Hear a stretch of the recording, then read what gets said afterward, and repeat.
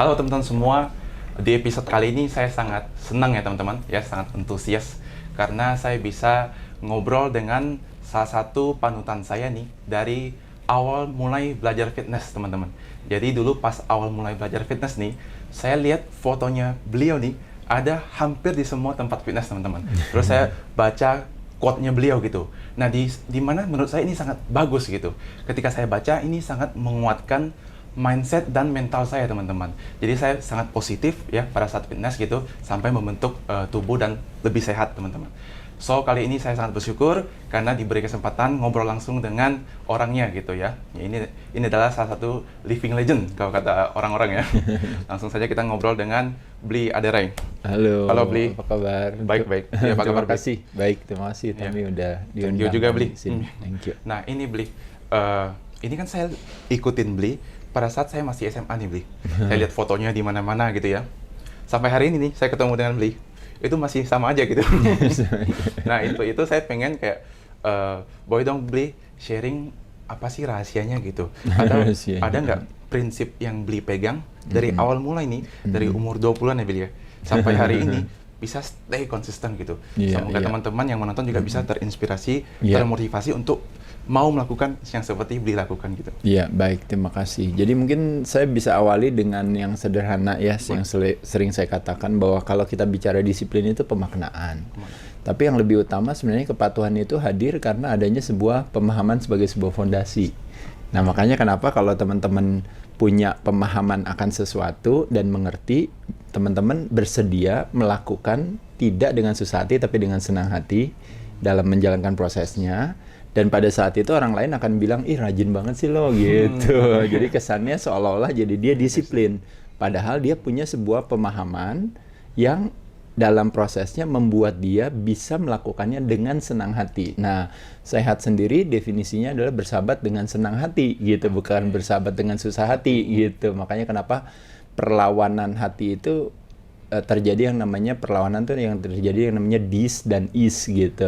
Dis itu tidak, is itu nyaman gitu ya, hatinya nggak nyaman. Jadi makanya kenapa ketika dia bertemu menjadi disease akhirnya jadi penyakit gitu. Nah, sedangkan sehat kebalikannya adalah sebuah konsekuensi daripada yang namanya akumulasi berbagai investasi perilaku kita.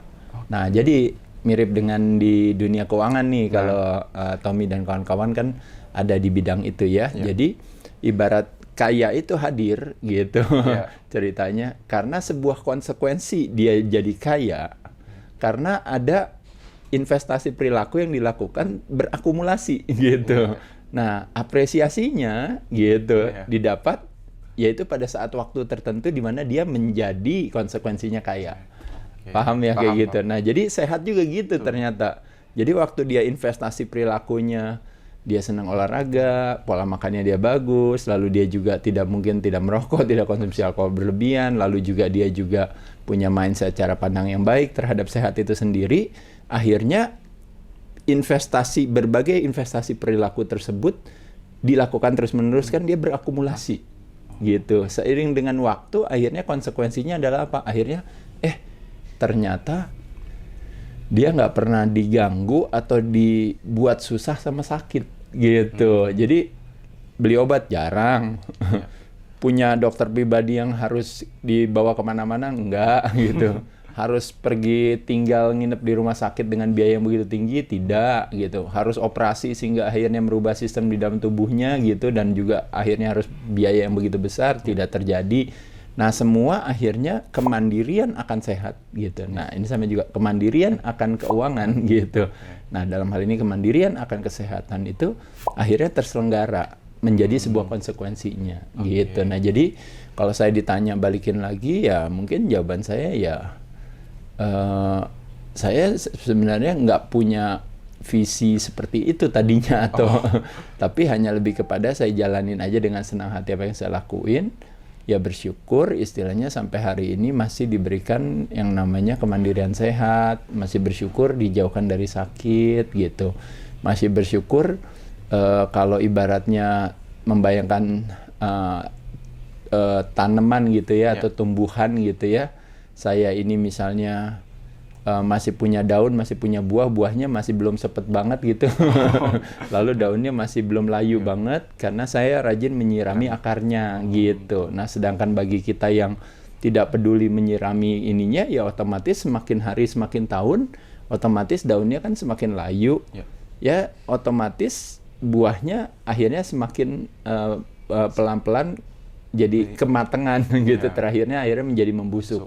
Nah, tapi sekali lagi saya katakan menua itu adalah sebuah proses yang memang kita alami aja, kita jalanin aja. Tapi memang kembali lagi kalau istilah kita bicara tua gitu ya, bicara usia itu artinya, makanya kenapa saya katakan usia kronologis atau usia kalender itu setiap hari itu pasti kita akan semakin tua. Tapi kalau ada yang namanya usia biologis, usia badan, dan usia psikologis, usia cara pandang gitu ya, yang nanti akan berpengaruh ke badan. Makanya kenapa disebut emosi atau emovera, badan yang terusik karena opsi cara pandang kita. Nah, makanya kenapa si psikologis dan biologis akan bisa lebih cepat menuanya, atau kebalikannya dia bisa lebih memuda. Jadi bisa reversible.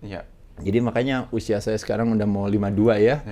Ya nanti abis saya ngobrol sama Tommy, usia saya lebih tua 2 jaman lah, atau sejaman gitu ya, gitu ya. Tommy juga lebih tua sejam dari sebelumnya. Tapi kalau kita berbicara pola perilaku kita, habitual kita, kebiasaan kita, memungkinkan bagi kita untuk punya usia yang misalnya 52, tapi biologisnya ternyata bisa kebalikannya 25 gitu misalnya 52 jadi 25 gitu ya. Iya, kita balikin aja. Iya. Dan psikologisnya juga pun sama. Makanya kenapa ada istilah orang bilang nasib daripada sebuah sel bukan tergantung daripada inti sel tapi tergantung daripada dinding sel. Itu sebenarnya hanya ingin menjelaskan betapa peran lingkungan itu menjadi sesuatu yang penting. Makanya kenapa saya yakin dari dulu juga kan Tommy mainnya di lingkungannya sama teman-teman yang ini anak-anak muda yang punya pemikiran ke depan, yang ingin mau sukses, mau punya kemandirian terutama dalam hal keuangan ya. Apalagi sekarang kita lihat banyak sekali orang-orang yang sukses yang muda-muda gitu ya. Makanya kemarin sempat ada teman-teman juga di sini yang ngobrol cerita. Apalagi kalau anak-anak yang bergerak di bidang self development kan pasti kadang-kadang sering punya satu cita-cita. Pokoknya sebelum 40 atau sebelum 30 harus udah sukses atau apa kayak gitu ya. Saya rasa itu ya kenapa tidak ya, kalau punya cita-cita yang tinggi silahkan aja. Sebenarnya terlepas daripada sebenarnya bukan itu indikatornya gitu. Tapi paling tidak hal itu kenapa bisa terjadi karena mereka memang bermain di lingkungan yang memang orang-orangnya yang mengarahkan mereka kepada apa yang mereka mau gitu. Makanya kenapa ada istilah orang bilang orang mau sukses bergaul sama lingkungan sukses gitu. Orang mau sehat bergaul sama lingkungan sehat gitu. Orang mau pinter bergaul sama lingkungan pinter dan selanjutnya. Jadi betapa lingkungan itu akan mempengaruhi persepsi kita. Dan persepsi kita lah yang akan mendorong si tubuh kita ini untuk ibaratnya nanti akan mau ke arah mana gitu. Makanya kenapa nanti kalau secara teknis kalau teman-teman tahu itu, kalau istilahnya tubuh manusia itu tidak selemah yang kita duga, kalau teman-teman tahu ya. Jadi kalau membayangkan hari ini kita tuh sebenarnya makhluk kuman, tapi kita sekarang lagi takut kuman. Jadi lucu ya. Jadi sebenarnya kita sebagai makhluk kuman itu sebenarnya kita punya kemampuan sendiri ya. Makanya kenapa kalau dibilang kamu adalah imunitas itu sendiri, bukan saya memiliki imunitas, tapi kamu adalah imunitas itu sendiri. Kenapa? Karena di dalam diri kamu sendiri itu, di dalam fisikalitas kita itu sendiri, kita memiliki yang namanya mekanisme defensif itu. Makanya kenapa kita punya kulit, makanya kita punya sel darah putih, makanya kenapa kita punya kemampuan untuk detoksifikasi dengan misalnya kita punya liver, punya ginjal. Makanya kenapa kita punya berbagai hal yang istilahnya yang menjadi kekuatan di badan kita ya. Nah, jadi kalau tubuh manusia itu sesungguhnya adalah kita ini adalah terdiri dari kuman yang luar biasa banyaknya. Ada 6 triliun sel di dalam tubuh kita, ada 380 triliun virus, ada 60 triliun bakteri, ada kalau istilahnya ada belum lagi ditambah lagi dengan berbagai hal yang lain ya, kayak di sana ada jamur, ada parasit, ada semuanya ada. Nah, apa perbedaan antara kuman yang ada di kita dengan ada di luar? Kesatu, kita ini adalah kumpulan kuman yang terbalut oleh kulit. Nah, ketika kita terbalut oleh kulit akhirnya menjadi satu tubuh manusia ini, bedanya kuman di dalam tubuh kita sama kuman di Luar. tempat lain itu adalah basically kita is a walking ecosystem of kuman ya. Jadi perbedaannya adalah kita ini di kuman di dalam tubuh kita itu memiliki satu komando. Sedangkan kuman di luar nggak ada komandonya. Jadi dia ada di mana-mana. Di sini ada kuman, di sini ada kuman, di sini ada kuman. Di luar ada kuman, itu di tembok ada kuman, semua ada kuman gitu. Dan kita takut nih ceritanya sama kuman. Nah, padahal kita adalah is a walking ecosystem of kuman itu sendiri yang memiliki yang namanya unifying principles yang kita sebut dengan namanya nervous system atau sistem syaraf. Nah, sistem syaraf itulah yang sesungguhnya menjadi komando center kita. Nah, disitulah yang disebut namanya persepsi. Dia mengirim signal melalui mediumnya itu adalah si darah kita. Nah, di darah kita itulah dia yang akan memberikan instruksi atau memberikan edukasi atau informasi atau apapun kepada sel untuk berekspresi. Apakah misalnya kita berikan dia ancaman, apakah kita berikan dia ketakutan, apakah kita berikan dia penguatan hati gitu. Apapun juga silahkan. Nah, makanya kenapa kalau sistem syaraf kita dibagi atas dua. Satu yang disebut dengan namanya stress response. Jadi dia responnya stres. Stres itu bukan berarti salah, tapi dia responnya stres untuk membantu tubuh kita untuk menjaga jangan sampai kita kenapa-napa. Ada juga yang kedua, yaitu adalah responnya adalah relax gitu. Nah, ketika responnya relax, mode di dalam tubuh kita biasanya adalah yang dikenal dengan namanya rest and digest. Jadi rest and digest atau repair atau rehabilitate gitu. Nah, jadi ketika kita relax santai, napasnya kita relax santai gitu ya. Nah, pada saat itu kita bisa mencerna makanan kita dengan baik, kita bisa memberikan kesempatan kepada kecerdasan tubuh kita untuk menjalankan fungsinya. Nah, tapi kebalikannya pada saat kita stres, dia tahu bahwa ada ancaman. Nah, pada saat itu semuanya dia akan menciptakan berbagai respon di dalam tubuh kita. Misalnya tekanan darah kita otomatis jadi harus naik, gula darah kita harus naik gitu ya. Jantung jadi lebih berdetak lebih tinggi, lalu juga kortisol hadir juga, lalu juga banyak hal-hal yang lain ya, muscle tension juga dan sebagainya. Nah, itu yang disebut dengan namanya modenya fight or flight, atau istilahnya either dia melawan atau dia menghindar gitu. Nah, dalam situasi itulah makanya kenapa kalau kita berharap yang namanya imunitas kita untuk bisa mencerna makanan, bisa tumbuh dan berkembang, kita bisa jadi kuat, itu nggak terjadi dalam situasi itu. Karena apa? Karena kita sedang berada dalam satu ancaman. Nah, ancamannya itu nanti kita bisa ciptakan. Kalau zaman dulu ancamannya adalah hanya lebih kepada kalau dulu istilahnya manusia primitif gitu. Ancamannya hanya ketika dulu kan kita kan cuma jalan berburu, ya kan, habis itu makan, jadi istilahnya feast and famine, itu artinya makan udah makan udah kenyang udah dapet ini apa, besok harus berburu lagi. Nah, berburu ntar seminggu lagi tuh Senin sampai Jumat. Nah, jadi pada saat berburu kita berhadapan dengan kayak ibaratnya singa atau apa, itu hanya sebentar aja, paling cuma berapa menit atau berapa detik tiba-tiba wah ada singa, wah, atau kita mesti berlari dan sebagainya. Tapi uniknya hari ini kita mengalami stresnya itu membayangkan si singa atau saber-tooth tiger tadi, misalnya si harimau tadi, itu kita dapatkan di dalam kehidupan kita sehari-hari. Apakah mungkin deadline pekerjaan, apakah mungkin relationships gitu, apakah mungkin hubungan dengan orang tua, atau apalagi yang kayak sekarang hari ini ya, ketika kita harus kehilangan pekerjaan, harus kehilangan teman, harus kehilangan kesehatan mungkin ya dan sebagainya. Jadi itu menjadi sesuatu yang stres yang luar biasa. Nah, makanya kenapa adalah bukan opsi pilihan kita hari ini untuk mengadopsi yang namanya ketakutan dan kecemasan sebagai lifestyle kita. Karena kita mengaktifasi yang namanya si sympathetic nervous system atau si stress response tadi untuk terus bekerja. Nah, pada saat itu imunitas menurun. Nah, kalau imunitas menurun apa yang terjadi? Kalau kita berbicara kita sakit itu disebabkan karena dua hal, yaitu adalah karena yang namanya satu disebabkan karena defisiensi, dua disebabkan karena toxicity. Nah, kalau kita berbicara yang namanya patogen atau virus seperti hari ini kita berbicara musim infeksi ini, itu masuk di dalam kategori yang kategori toxicity atau kategori keracunan yang dikenal dengan yang namanya opportunistic. Nah, jadi artinya apa? Dia mengambil kesempatan kepada tuan rumah yang lemah. Dia akan ambil kesempatan itu. Makanya kenapa disinilah terjadi yang namanya argumentasi perdebatan.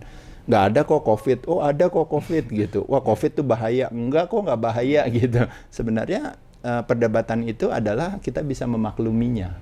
Kenapa? Karena pada kenyataannya setiap orang menjadi tuan rumahnya yang berbeda-beda bagi si penyakitnya.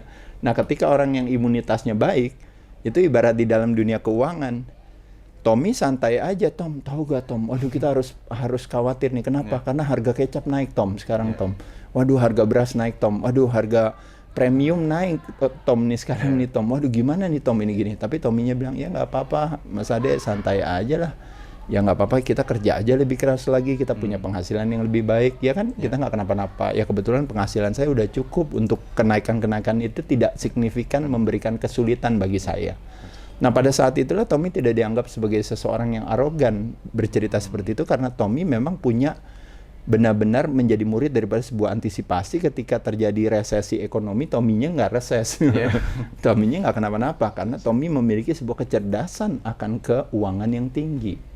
Nah kebalikannya kita hari ini ketika terjadi yang namanya resesi kesehatan, ketika tiba-tiba wah ini ada kuman yang mau datang ke kita gitu seolah-olah ya dengan berbagai model, dengan berbagai nama, berbagai nomor, berbagai varian gitu yang terus hadir datang ceritanya dalam tanda kutip akan mengintai kita. Tapi membayangkan Tommy-nya ibaratnya pola hidupnya sehat, ibaratnya juga tidak merokok, tidak konsumsi alkohol yang berlebihan, lalu juga berolahraga optimal, apalagi olahraganya juga lebih tajam lagi ya, mengkombinasikan cardiovascular exercise, resistance training, punya mindset yang bagus, makannya yang baik, puasa juga, lalu juga low carbs juga, lalu juga natural food juga yang dimakan. Bisa bayangin ibaratnya Tommy itu ibarat seperti orang yang kaya raya akan kesehatan, lalu harus resah dan takut dengan istilahnya gara-gara harga kecap naik. Itu nggak nyambung gitu. Jadi bukannya Tommy-nya arogan gitu, tapi Tommy-nya memang kebetulan memang nggak kenapa-napa aja gitu. Sudah siap juga ya beliau. Iya, nah jadi makanya pada saat itu kenapa? Apa yang bisa kita lakukan? Yang bisa kita lakukan tentunya adalah dengan cara kita semua justru belajar sama Tommy. Gimana sih ya caranya Tom supaya biar meskipun ekonomi lagi susah begini, tapi kok Tommy bisa mandiri dalam keuangan. Nah sama juga kita. Bagaimana caranya kita hari ini dalam situasi dunia yang dianggap ceritanya sedang diserang oleh sebuah kesakitan, kita bisa menjadi tuan rumah yang buruk bagi kesakitan tersebut. Tapi berdasarkan kalau kita berbicara secara statistik sebenarnya juga tidak signifikan ya kalau kita bicara musim infeksi. Kenapa?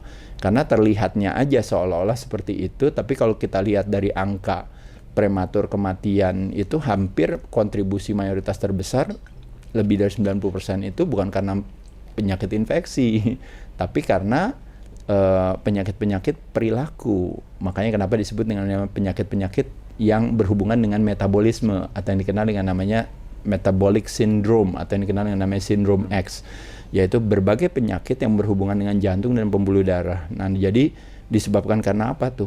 Salah satunya karena resistensi insulin, karena konsumsi karbo yang berlebihan, karena tidak olahraga gitu ya, karena makan sembarangan, lalu karena processed food gitu ya, dan sebagainya, akhirnya menyebabkan berbagai penyakit-penyakit yang populer, mulai dari cardiovascular disease, jadi yang berhubungan dengan jantung, makanya kenapa bisa heart attack, bisa heart failure, lalu yang kedua itu bisa stroke juga, ya kan? Lalu yang paling populer teman-teman sekarang hipertensi sama diabetes tipe 2. Ya, diabetes tipe 2 itu bisa mengarahkan kita lagi nanti ke diabetes tipe 3 yang berhubungan dengan yang namanya neurodegeneratif, yaitu adalah berhubungan dengan syaraf dan sebagainya. Selain itu juga di end stage daripada diabetes tipe 2 tadi, teman-teman pernah lihat banyak orang yang mengalami kebutaan, banyak orang yang mengalami keamputasi gitu ya, harus kakinya dipotong, dan juga yang paling populer dan ini juga menjadi salah satu, kalau di Indonesia kita punya namanya program jaminan kesehatan nasional Kartu Indonesia Sehat, yaitu adalah itikat negara untuk memberikan penggantian pengobatan kepada masyarakatnya. Nah, kalau kita lihat daripada biaya yang negara keluarkan kepada masyarakatnya itu ada salah satu kalau istilahnya elemen daripada biaya gitu yang begitu besar itu banyak dituangkan atau ditumpahkan ke yang namanya hemodialisa. Hemodialisa itu adalah cuci darah. Jadi biayanya itu gede buat negara membiayai rakyatnya yang harus cuci darah. Nah, kalau kita lihat orang yang cuci darah itu hampir sebagian besar karena kidney failure, gagal ginjal. Nah, gagal ginjal disebabkan karena apa? Karena ternyata hampir sebagian besar disebabkan karena diabetes tipe 2. Nah, diabetes tipe 2 disebabkan karena apa? Resistensi insulin. Resistensi insulin kenapa disebabkan terjadinya sel tidak sensitif lagi atau menolak istilahnya untuk dimasukkan insulin ke dalam menolak untuk menerima si gula tadi untuk disimpan di glycogen misalnya atau di mana. Itu disebabkan karena kita makan karbo berlebihan gitu dan kita nggak gerak dan kita makan sembarangan dan sebagainya. Nah, jadi teman-teman kalau kita benar punya sebuah pemahaman akan itu, kita akan bisa lihat betapa ternyata si metabolic syndrome itulah nanti yang akhirnya hari ini menjadi istilahnya modal daripada, kalau istilahnya orang bilang itu hampir 95% orang yang kena COVID masuk rumah sakit dan parah. Itu hampir 95% itu berarti semuanya pada dasarnya itu ya. Semuanya itu pasti karena memiliki yang namanya komorbiditas. Nah, komorbiditas itu artinya dia membawa penyakit-penyakit yang dia bawaan. Dan penyakitnya itu biasanya udah lebih dari 5. Kalau dia tekanan darahnya tinggi, dia pasti gula darahnya tinggi. Kalau gula darahnya tinggi, pasti perutnya juga gede, belly fat. Apakah perutnya gede secara visual maupun di dalamnya secara visceral, dia lemaknya. Lalu kalau nanti dicekin lagi, pasti ntar semuanya keluar lagi. Apakah darahnya lebih kental karena inflamasi, apakah ternyata kolesterolnya jadi tinggi gara-gara terjadi inflamasi tersebut, dan selanjutnya. Nah, pada saat itu wajar gak kalau akhirnya segala kontribusi, segala elemen tersebut gitu atau instrumen tersebut itu akhirnya berkontribusi, nah berakumulasi, ngumpul semua, gabung semua untuk akhirnya membuat dia jadi sembuh apa jadi sembuh apa jadi gagal, jadi segagal, jadi sakit, bahkan bisa jadi meninggal. Nah, pada saat itulah kita bisa melihat terjadi yang namanya there's a difference between yang namanya direct causation and correlation. Nah, kalau ini namanya tuh correlation semuanya. 95% are correlation. Nah, kalau 95% are correlation, kan harusnya yang di take care kan 95%-nya. Bukannya direct causation-nya mungkin 5% itu pun juga.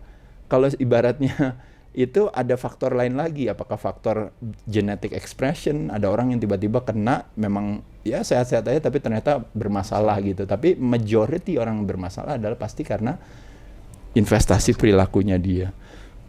Nah, jadi sekali lagi teman-teman, kalau kita lihat dalam hal berbicara pemahaman itu menjadi sesuatu yang penting untuk akhirnya nanti kita dalam melangkah, kita bisa memilih langkah yang tepat gitu. Nah, karena apalagi kalau saya berbicara soal kebijakan kesehatan kan gitu ya. Nah, jadi membayangkan si oportunistik itu dia tidak akan bisa mengambil kesempatan ketika kita punya yang namanya kemandirian akan sehat. Makanya kenapa saya bilang definisinya 2. Jadi ada yang disebut namanya terpapar, ada yang disebut namanya terjangkit. Nah, kalau terpapar itu semua orang pasti akan terpapar. Tommy sama saya kita nggak merokok, tapi kita ngumpul di satu lingkungan, mungkin kita pergi ke bar gitu atau pergi ke mana kafe atau apa, semua orang rokok di sana. Pertanyaan saya, kita keluar, rambut kita terpapar bau rokok nggak? Terpapar.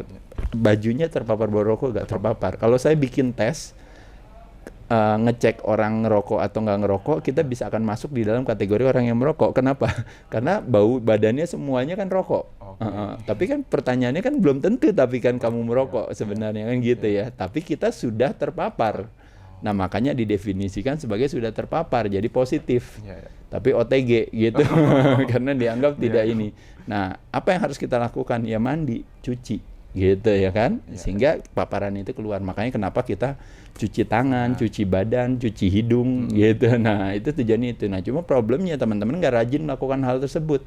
Ya otomatis makanya angka itu pasti akan naik gitu. Nah, makanya kenapa lo kok OTG banyak dan sebagainya. Yang kedua adalah ketika kita terus-menerus ada di dalam situasi itu, akhirnya apalagi kalau imunitas kita nggak kuat, akhirnya kita adalah terjangkit gitu. Nah, makanya kenapa setelah terus-menerus bermain sama orang yang merokok terus-menerus, akhirnya kita menjadi yang namanya perokok pasif gitu. Nah, perokok pasif itu akan mengarahkan kita kepada apa? Mengarahkan kita kepada yang namanya problema di paru-paru kita juga gitu. Padahal saya tidak merokok gitu. Nah, jadi itu yang tadi makanya kenapa di sini yang saya katakan pendekatan daripada kesehatan itu kita mesti paham. Di satu sisi kita punya yang namanya prokes di sini. Itu adalah protokol kesehatan yang sesungguhnya namanya sebenarnya udah salah. Harusnya namanya protokol ketidakterjangkitan. Karena kalau prokes itu adalah protokol kesehatan, besok-besok orang yang hipertensi, diabetes, punya masalah sama jantung, nggak usah ke rumah sakit, nggak usah diet, nggak usah makan obat, nggak usah ngatur pola makan, suruh cuci tangan aja sembuh jantungnya, ya kan gitu kan ya. Karena kan protokol kesehatan kan nyuruh kita cuci tangan gitu kan, berarti kalau cuci tangan berarti jadi sehat gitu kan. Jawabannya tidak. Itu yang disebut namanya protokol ketidakterjangkitan. Makanya kenapa social distance, selalu pakai masker dan sebagainya. Nah, sedangkan prokes yang sesungguhnya adalah yang mana? Yaitu adalah protokol kesehatan dari dalam. Ketika kita menjadi tuan rumah yang buruk bagi sebuah kesakitan. Yaitu adalah apa? Ngatur pola makan. Nah, kalau orang yang punya masalah sama jantung, mesti ngatur nggak pola makannya? Mesti ngatur. Orang yang punya masalah dengan hipertensi mesti ngatur gak pola makannya? Mesti ngatur. Orang yang punya masalah dengan misalnya kayak seperti misalnya tadi, misalnya gagal ginjal atau apa, mesti ngatur gak makanannya? Mesti ngatur. Nah, jadi sama juga bukan cuma makan yang diatur, apalagi yang diatur, gerak diatur, apakah gerak tubuh, apakah gerak nafas, apakah gerak pikiran sekalipun gitu ya, itu semuanya harus diatur. Nah, jadi makanya kenapa kebijakan itu, makanya butuh sebuah evaluasi itu untuk bisa melihat gitu bahwa sesungguhnya adalah oh iya ternyata kita harus mengkombinasikan itu protokol kesehatan dari luar dan dari dalam. Keamanan hanya akan terselenggara kalau yang namanya keimanan dan keimunan di pay attention gitu. Nah, makanya kenapa promosinya apa? Promosinya adalah bukan cuma kampanye akan keamanan tersebut yang selama ini sudah dilakukan, tapi kampanye akan keimunan dan keimanan tersebut tadi. Teman-teman, ayo kita rajin membantu misalnya ya. Kita berbuat baik sama orang, kita juga rajin juga ya, kita melakukan persembahyangan, berdoa, mungkin sholat, kita berbuat baik dengan sesama, lalu kita berbuat baik pada diri kamu sendiri, badan kamu sendiri. Di rumah ngapain? Yang ada kita ngapain? Berlari ke fooding, berlari ke drinking, berlari ke drugging. Jadi teman-teman bisa lihat di sana, lari ke fooding, makanan semua dimakan ini apa? Kita menciptakan inflamasi dari dalam, mensabotase, akhirnya kita menjadi tuan rumah yang buruk. Lari ke smoking, 2 dari 3 pria merokok di Indonesia. Kita menciptakan tuan rumah yang ramah bagi sebuah kesakitan.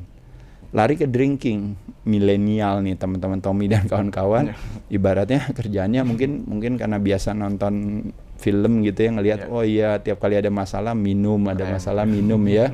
Gitu ya, seolah-olah masuk alkohol jadi kita punya mindset yang berbeda tuh, karena kitanya lebih high atau fly gitu. Nah, pada saat itulah akhirnya si liver harus membayar gitu, karena terjadi namanya alcoholic fatty liver disease di sana gitu. Nah, itu akhirnya jadi problem, imunitasnya menurun, kita menjadi tuan rumah yang ramah bagi sebuah kesakitan. Nah, lanjutnya lagi apa lagi? Drugging dalam hal apa? Ya itu yang kita lakukan semua di rumah sekarang hari ini.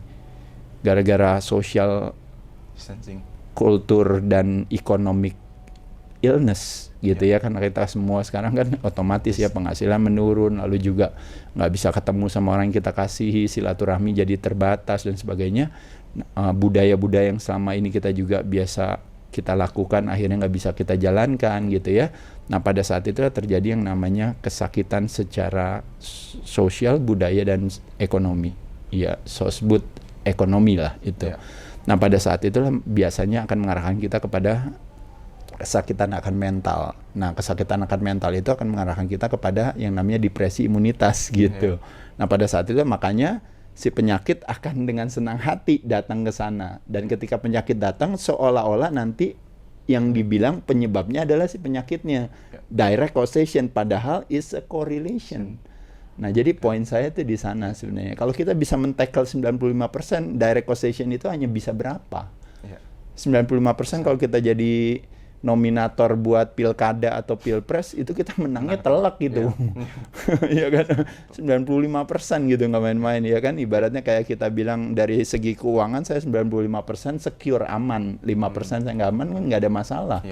Gitu kan kayak gitu. Jadi kita mesti cerdas dalam hal keuangan itu, kesehatan itu layaknya seperti keuangan, persis seperti tema Tommy di YouTube ini.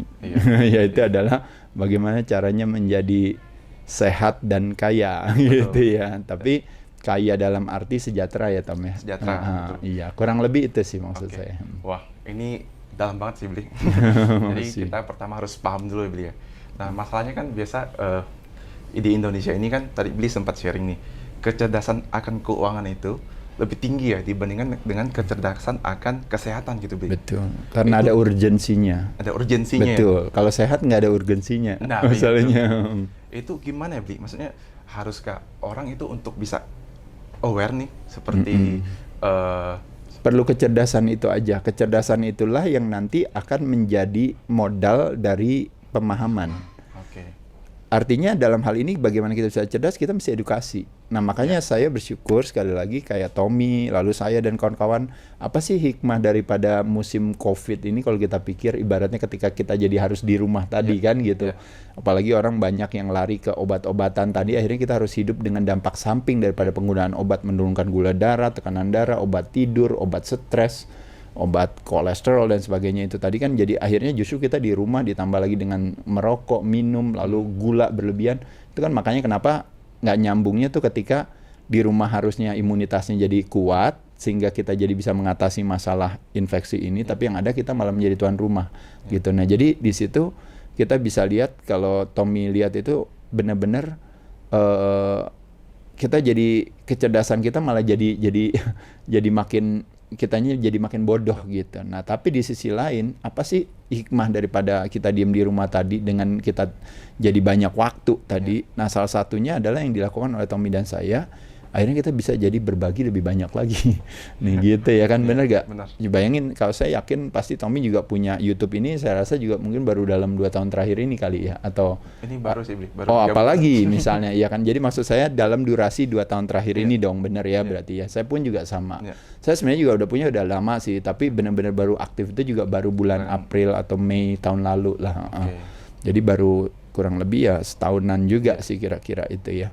Nah jadi maksud saya, bukankah itu yang bisa kita lakukan teman-teman sekalian ya? Itu yang dengan kita sekarang ini akhirnya jadi harus tergantung dengan teknologi gitu.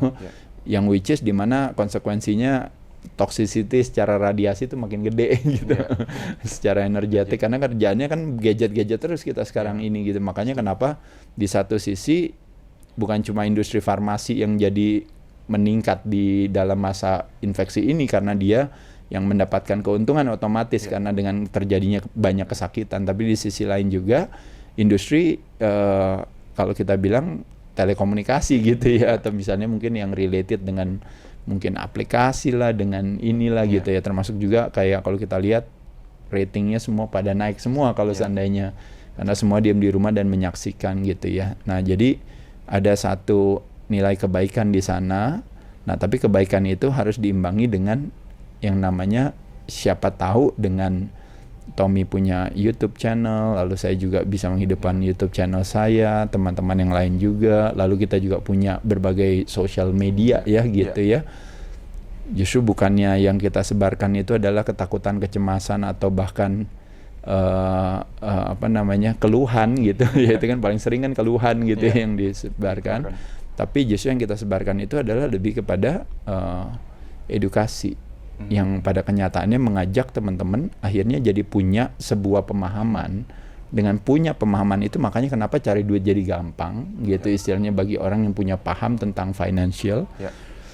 Orang punya pemahaman tentang kesehatan, cari sehat jadi gampang gitu. Bagi orang lain sakit itu udah mahal, udah susah, sudah jatuh tertimpa tangga gitu. Tapi bagi orang-orang kayak kita ibaratnya murah-murah aja gitu gitu. Jadi ada orang yang kena COVID tiba-tiba berapa biaya yang harus dikeluarkan, puluhan juta bahkan ratusan juta, bahkan harus tergantung sama ini itu orang apa, belum lagi masuk rumah sakit, prosesnya tuh bener-bener complicated dan sulit. Tapi di sisi lain ada orang yang ya udah saya di rumah aja, kadang nggak makan obat juga lagi, kadang-kadang cuma ini apa, terakhirnya ya sembuh juga gitu. Nah jadi dua proses yang sama, cuma kebalikannya karena kecerdasan kita akan kesehatan yang jongkok, kecerdasan kita akan keuangan yang tinggi. Ketika kita harus boros menghambur-hamburkan uang buat membayar dokter yang mahal, rumah sakit yang mahal, operasi yang mahal, itu menjadi kebanggaan bagi kita. Padahal di dalam dunia ilmu keuangan itu menjadi pemborosan, itu ibaratnya financial IQ jongkok itu sebenarnya. Tapi yang ada malah kebanggaan. Wah Tommy, dokter saya itu lulusan dari Jerman, saya itu bayar dia sekali ketemu aja berapa puluh juta Tom. Dalam hati, apa nggak rugi ya? Kalau puluhan juta itu kalau seandainya saya di jalan itu saya jadiin uang 5.000 perak, saya bagiin di jalan itu banyak banget tuh orang yang untung banget ini. Nah ini juga bukan juga dapat sembuh juga, ini baru konsultasi. Baru cuma baru tahu ya gitu. Jadi unik gitu, kenapa kita konsultasinya, kenapa nggak kita cerdaskan diri kita sehingga kita tidak butuh konsultasi tersebut, sehingga kita bisa pakai uang tersebut buat mungkin menolong orang-orang yang lebih membutuhkan gitu, daripada membayar ketidakpedulian kita untuk menghargai kesehatan kita, sehingga kita serahkan nasib kesehatan kita kepada orang lain. Nah poinnya daripada tantangan teman-teman sekalian, nah ini mungkin lebih kepada saya yang curhat. Ketika kita menyerahkan nasib keuangan kita pada orang lain, ketika kita menyerahkan nasib kesehatan kita pada orang lain, apa jadinya? Siap-siap di PHP itu aja udah. Siap-siap di PHP. Tahu PHP kan? Tahu. Ya itu aja gitu. Jadi ya yang teman-teman sih jaga. Nah itu sih, that's why saya mau sharing ke teman-teman di ini, teman-teman audiens Tambah Sehat Tambah Kaya. Mereka wajib menguasai ilmu kesehatan dan juga keuangan gitu. Kalau bisa sama-sama tingginya. Betul. Jadi nggak yang Bli bilang jongkok tapi yang ini tinggi gitu kan. Kalau bisa dikuasai dengan baik, sama-sama sejajar gitu, mungkin jangka panjang mereka juga akan lebih baik menurut saya. Iya. Jadi mungkin kayak selalu ya, yang kuat itu justru yang menolong yang lemah. Nah jadi artinya kalau ketika kita kuat dalam hal financial, kecerdasannya, ketika kita kesehatannya rendah, kita arahin aja, kita balikin lagi ke mereka, balikin ke kekuatan kita. Maksudnya apa? Maksudnya gini teman-teman sekalian. Kan waktu kita bilang, iyalah udahlah, diem aja lah di rumah, nggak usah ngapa-ngapain, nggak bisa apa-apa juga, kita kan ya udahlah, terserah deh nasib kita, kesehatan kita, udah kita serahin aja sama orang nanti yang bisa bantuin kita.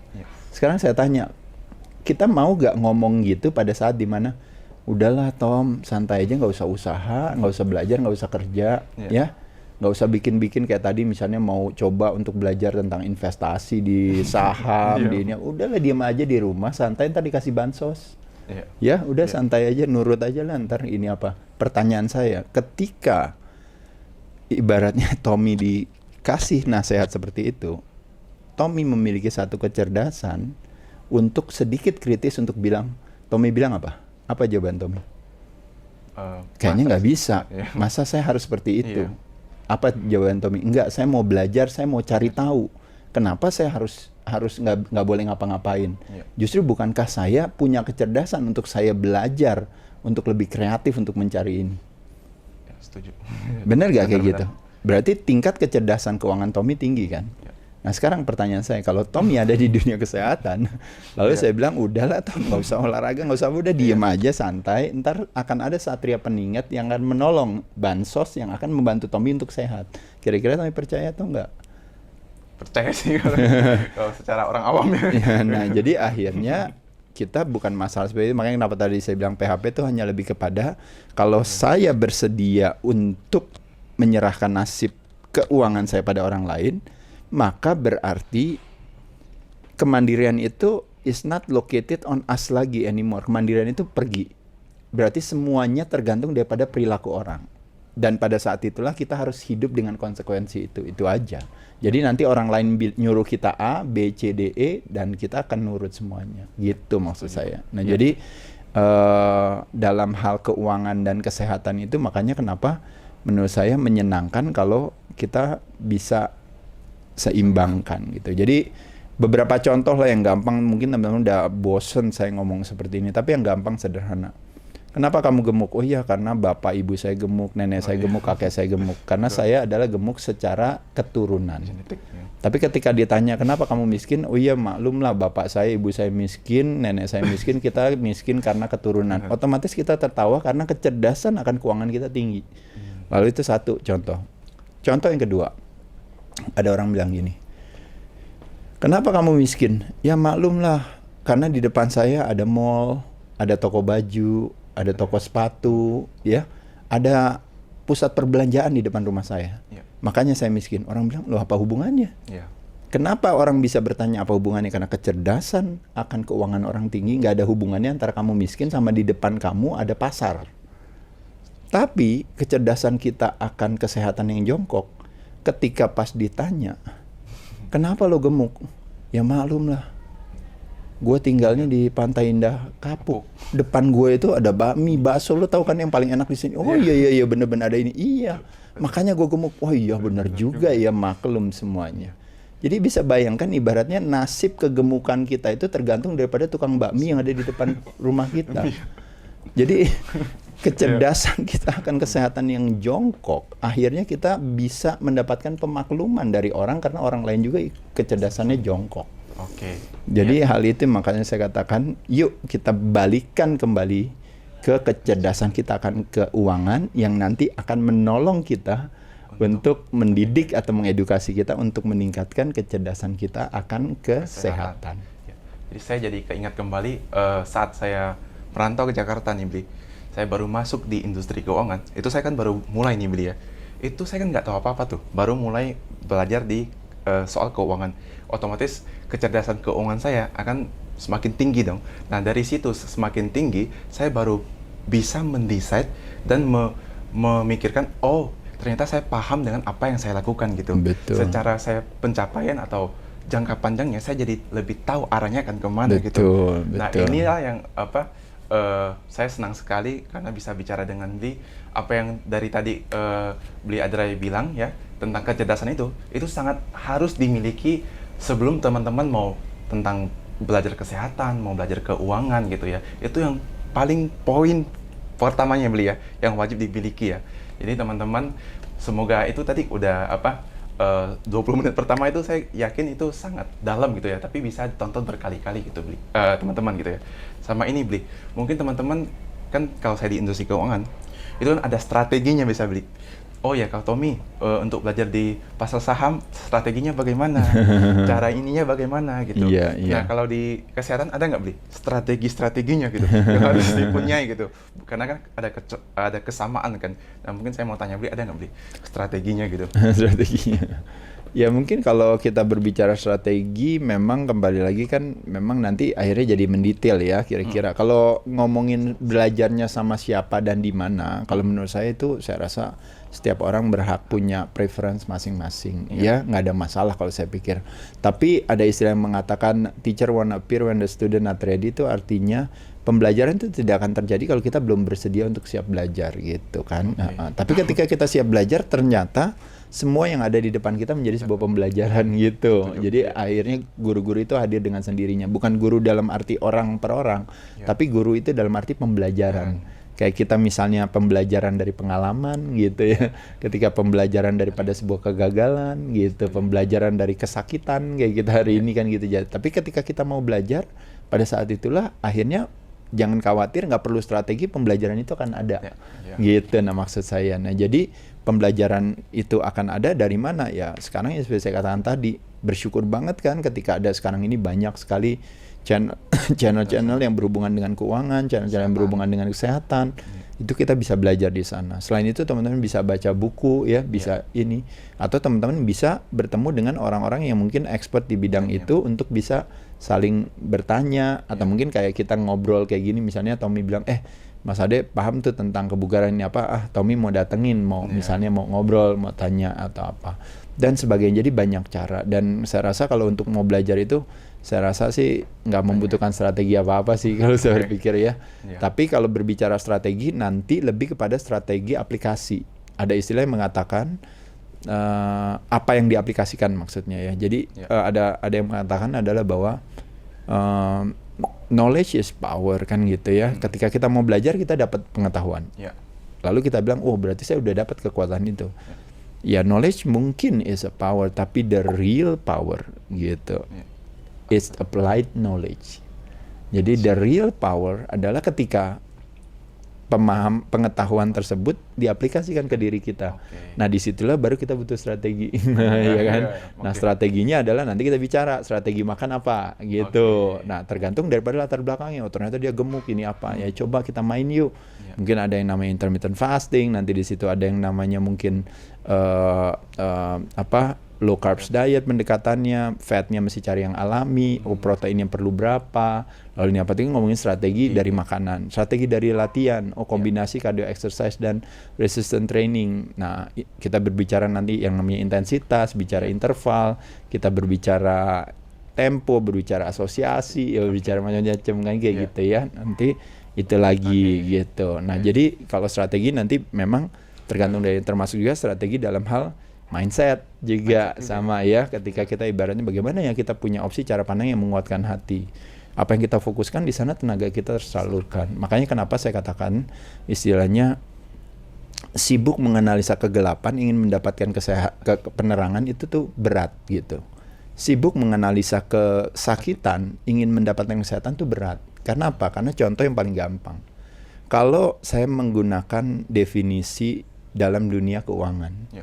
Pertanyaan yang kita tanyakan pada diri kita yang disebut namanya intrapersonal komunikasi itu akan mengarahkan kita pada motivasi dan aksi. Contoh, kenapa ya saya miskin ya? Kenapa ya saya bodoh ya? Kenapa ya saya ignorance dan apa segala? Pertanyaan-pertanyaan itu akan mendapatkan jawaban, akan ada pertanyaan lagi, akan ada jawaban lagi, terus saja. Tapi nanti kita waktunya akan habis hanya untuk bisa memahami kenapa saya gagal. Tapi kalau seandainya kita cut waktu itu untuk kita lompat ke dalam waktu selanjutnya, untuk kita bilang bahwa apa yang bisa saya lakukan untuk membuat saya kaya.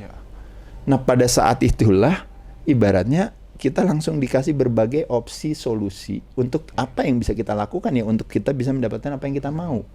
Nah pada saat itulah mirip, ya mungkin saya asal ngomong ya teman-teman karena saya juga nggak kaya dan juga saya juga ibaratnya juga susah juga gitu apalagi dalam situasi hari ini. Tapi poin saya prinsip ini bisa kita terapkan ke bidang area yang kita kuasai. Nah dalam hal ini kalau misalnya kaya dalam hal kesehatan mungkin saya bisa boleh bilang gitu.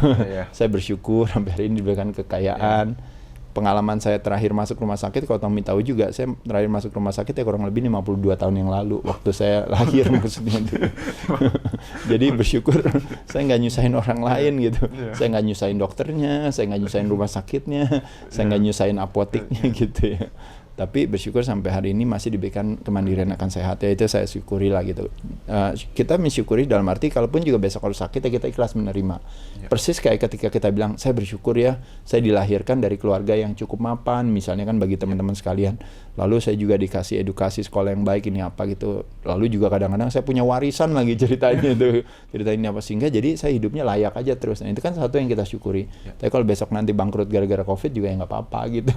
Kita ikhlaskan gitu. Misalnya kalau misalnya kenapa-napa. Nah tapi poin saya di sini adalah lebih kepada kayak kita itu punya sebuah kayak pemahaman betul. Jadi pemahaman dalam hal melihat ya kalau mungkin bahasanya itu kelaparan terbesar itu kelaparan akan arti dan makna gitu ya. Jadi punya pemahaman itu punya akan apa yang kita lakukan itu kita dengan senang hati kita bisa menjalankannya gitu. Dan ketika kita bilang saya mau sehat, saya mau kaya atau apapun lah terserah teman-teman mau definisikan sebagai kesuksesannya gitu ya. Itu pertanyaan-pertanyaan itu akan mengarahkan kita kepada sesuatu yang akhirnya nanti kita mau. Apa yang bisa membuat saya sehat? Makannya udah bener belum? Oh iya ya, saya makannya mesti saya atur ya. Masih makan karbo ya? Iya, karbonya masih agak tinggi. Bisa gak kurangin karbonya? Oh iya ya, kayaknya saya bisa kurangin. Proteinnya cukup gak? Iya ya, proteinnya enggak. Ini protein tuh beda loh, satu protein dengan protein lain karena kandungan amino acidnya atau asam aminonya itu berbeda satu dengan yang lain. Makanya mesti variasi, kombinasi, rotasi. Oh iya iya, oke. Berarti atur juga ini apa? Selama ini masih konsumsi apa? Oh iya, obat-obatan, medikasi, iya. Bukankah kalau kita merubah akar permasalahannya dengan cara merubah perilaku kita bisa pelan-pelan mengurangi ketergantungan kita. Oh iya ya, benar juga ini apa. Jadi semua pertanyaan kita bisa detail, bisa kemana-mana gitu. Tapi kembali lagi pertanyaan itulah yang nanti tanya jawab kita bahkan bisa menjadi yang namanya devil's advocate buat diri kita sendiri. Nah pada saat itulah akhirnya mengarahkan kita kepada apa yang kita mau. Nah kebalikannya makanya saya bilang, jadi dwelling the darkness, try to find the light. Dwelling the sickness, try to find the health. Gitu, itu nggak terjadi gitu. Itu yang kita alami hari ini gitu. Jadi sibuk menganalisa kesakitan, ingin mendapatkan kesehatan, bukan hal yang bijaksana. Nah, apa yang bisa kita lakukan? Bukannya saya bilang, oh berarti nggak usah dianalisa dong kesakitan. Bukan, maksud saya bukan itu. Tapi kita mesti cari jalan yang singkat aja gitu. Kan mau cerdas kan? Itu namanya strategi kan, iya kan? Kalau kita mau sibuk hanya mau memberikan pembenaran, memberikan penjelasan tentang kita kenapa saya bodoh kan, lama nanti. Mendingan pikirin gimana caranya saya pintar kan gitu kan, apa yang bisa saya lakukan. Nah jadi teman-teman sekalian, jadi kembali lagi seperti saya katakan, apa yang kita fokuskan di sana tenaga kita tersalurkan. Kita ingin memuja-muji kehebatan sebuah kesakitan boleh, tapi kita juga boleh berfokus kepada memuja-muji keagungan, kecerdasan tubuh sendiri. Nah jadi pertanyaannya adalah apa yang bisa saya lakukan untuk embrace, untuk awaken my strength, my body intelligence, my divinity within. Itu apa yang harus saya lakukan. Nah pada saat itulah berbagai strategi tentang gimana cara sehat itu akan hadir. When the student ready, teacher will appear. Nah itu teman-teman, strateginya sih sebenarnya mungkin simple gitu kan. Cuman pengaplikasiannya cukup banyak gitu. Nanti kalau teman-teman kepo gitu ya, penasaran caranya gimana, boleh tonton YouTube-nya Bli Adrai, namanya Dunia Adrai, betul ya Bli ya? Itu di sana seperti kayak dibedah semua gitu teman-teman. Jadi kayak semua apa yang kita makan, penyebabnya, jadi sebab akibatnya ditulis dan dibedah semua di channelnya Bli Adrai gitu. Jadi kalau saya ringkas gitu ya dari yang Bli sharing tadi, mungkin kecerdasannya dulu nih. Kecerdasannya ini baru memulai akan menimbulkan nanti kedua yang pola atau perilaku kita, Bli ya, habit kita. Dan terakhir mungkin yang ketiga masuk menjadi gaya hidup kita ya Bli. Kalau sekarang kan boleh dibilang kalau Bli ini kan sudah menjadi gaya hidup ya Bli. Betul. Bli ada kepikiran nggak Bli? Maksudnya ini pertanyaan saya aja nih. Sampai kapan nih Bli mau fitness gitu atau angkat beban gitu Bli? Atau sampai mungkin ada sampai umur berapa atau saya mau terus gitu Bli? Ini pasti banyak audiens yang penasaran juga Bli. Ya itu kan justru kan pertanyaan yang kayak orang tanyakan kepada kita semua, sampai kapan kita mau sikat gigi? Sampai kapan kita mau sholat dan berdoa ke gereja atau ke masjid atau ke pura atau ke wihara gitu. Ya selama kita masih hidup yang kita bisa lakukan ya kita jalankan aja, karena pada dasarnya menjadi sehat itu adalah bukan tujuan, tapi sehat itu adalah sebuah syarat fundamental yang harus kita penuhi untuk supaya kita bisa menikmati kehidupan kita. Gitu. Jadi kalau misalnya kayak berbagi, kenapa saya senang berbagi? Saya pikir ya mungkin saya cuma melihat bisa jadi besok saya ketabrak bajai, habis itu pala saya langsung tiba-tiba amnesia. Ya saya kan nggak bisa ngajarin teman-teman lagi, jadi nggak ada yang bisa saya berikan juga gitu kalau seandainya saya nggak memiliki apa-apa gitu.